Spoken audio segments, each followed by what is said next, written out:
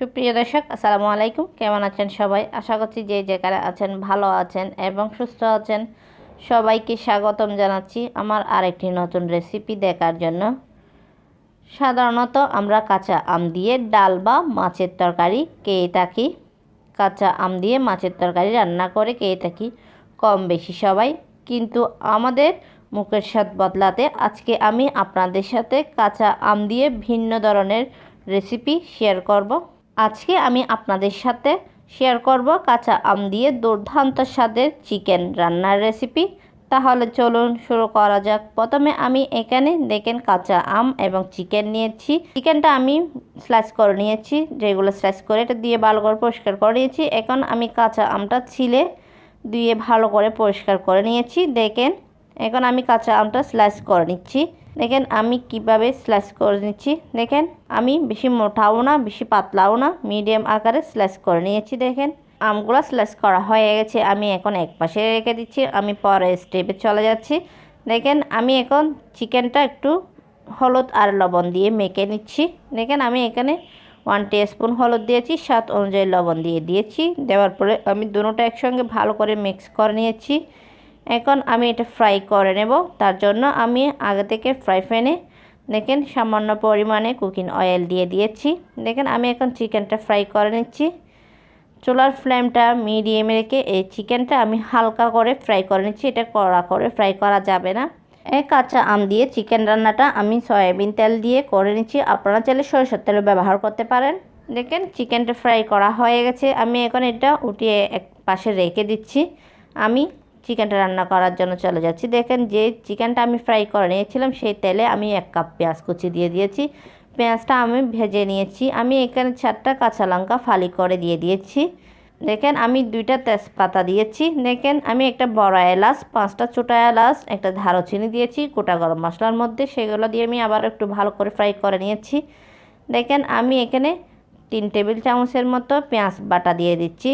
দেখেন ওগুলো ভেজে নিয়েছি। আমি 1 টেবিল চামচ আদা এবং 1 টেবিল চামচ রসুনের পেস্ট দিয়ে দিয়েছি। দেওয়ার পর আমি সেগুলো একটু ভালো করে ভেজে নিয়েছি যেন আদা রসুনের ফ্লেভারটা চলে যায় তার জন্য। দেখেন আমি এখানে শুকনো মশলা দেওয়ার জন্য অল্প করে পানি দিয়ে দিয়েছি। দেখেন আমি এখানে বাটা মশলার মধ্যে জিরা বাটাই দিয়ে দিচ্ছি। দেখেন আপনারা চাইলে জিরা গুঁড়া ব্যবহার করতে পারেন। দেখেন আমি এখানে 1 টিস্পুন হলুদের গুঁড়া দিয়ে দিয়েছি, স্বাদ অনুযায়ী লবণ দিয়েছি। লবণটা কিন্তু আমি আগেও চিকেনটা ফ্রাই করার সময় দিয়েছিলাম, তার জন্য বুঝে শুনে দিতে হবে।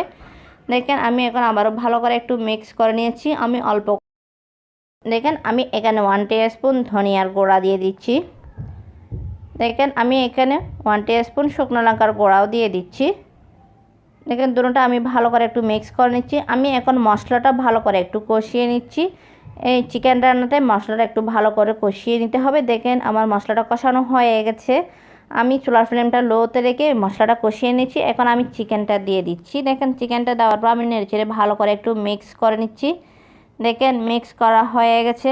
আমি কিন্তু চুলার ফ্লেমটা লো মিডিয়ামে রেখে অনবরত নেড়েচেড়ে আমি এই চিকেনটা কষিয়ে নিচ্ছি। আমি কিন্তু এখানে কোনো পানি ব্যবহার করে নিই। দেখেন আমি কিছুক্ষণ পরপর নেড়েচেড়ে এই চিকেনটা ভালো করে কষিয়ে নিচ্ছি। চিকেনটা যত কষাবেন তত খেতে কিন্তু টেস্টি হবে এই কাঁচা আম দিয়ে চিকেনটা। দেখেন কষা হয়ে গেছে। আমি এখন যে আমগুলো আগে থেকে স্লাইস করে রেখেছিলাম সেগুলো এখানে দিয়ে দিচ্ছি।